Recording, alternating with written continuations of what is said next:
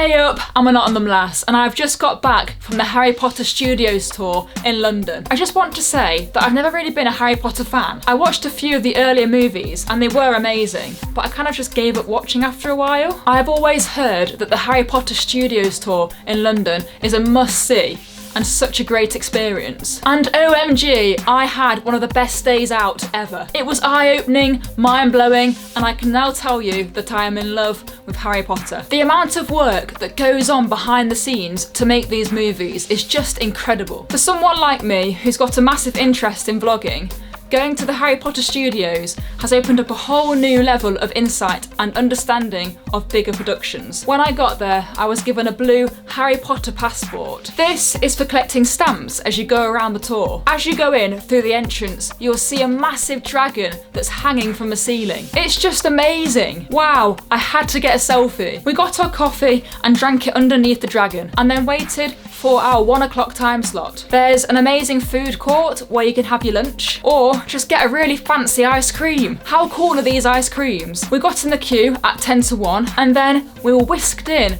to this place with lots of introductions. They opened the big double doors, then we walked in to the Great Hall. The tour takes about 2 hours to go around. The tour included set design, special effects, makeup, costume, prosthetics, and prop makes. And all the vehicles are there too. The triple-decker bus, Weasley's car,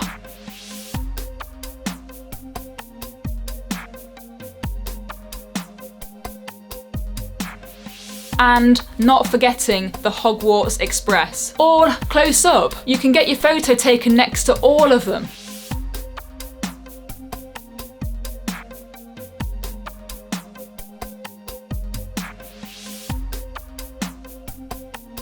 There's a lot of staff there and they really knew their stuff. As we walked around, we chatted to loads of them and they gave us secret insights to the making of the movies. I got a chance to chat to the prop makers who made all the wands. How mind-blowing was that? Weasleys we could do on this wood lathe in a couple of hours, but some of them, like, you know, the hardest one to make, you see Grindelwald's one that looks like a stick, so that's not a stick that they found.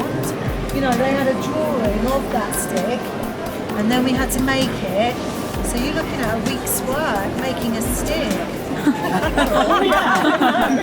then they didn't like it. We had to make it again.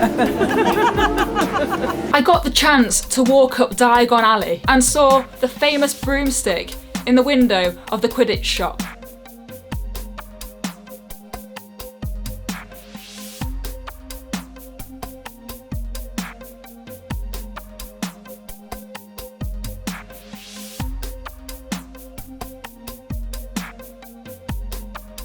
I walked through the Forbidden Forest and saw giant spiders.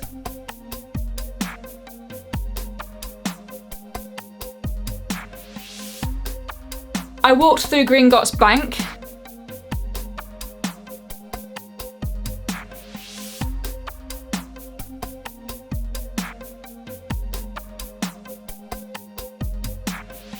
It was just the best experience ever. I walked along platform 9 3/4 and even stepped foot into the Dursleys' house.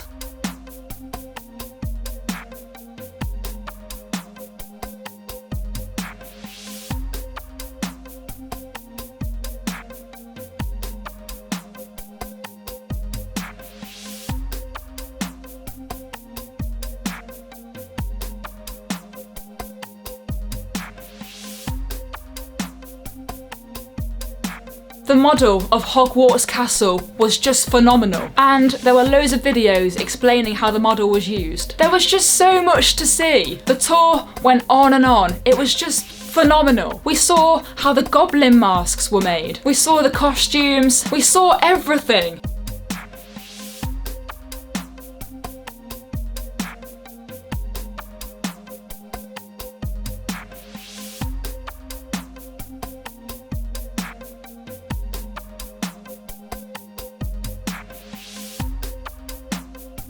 I was absolutely knackered by the end of it. Anyway, of course, we exited through the gift shop. There was so much merch on sale, and actually, I found it quite expensive And that's not just me being tight. I was with a group of people and they all agreed that it was quite expensive. But I expect the die-hard fans will buy it all. Anyway, this has to be by far one of my best days out this year. And for someone who's not a massive Harry Potter fan, I loved every second of it. There was so much detail and just so much to see, and I would definitely go there again. Have any of you been, and what did you think of it? Thanks for watching, and I'll see you guys soon.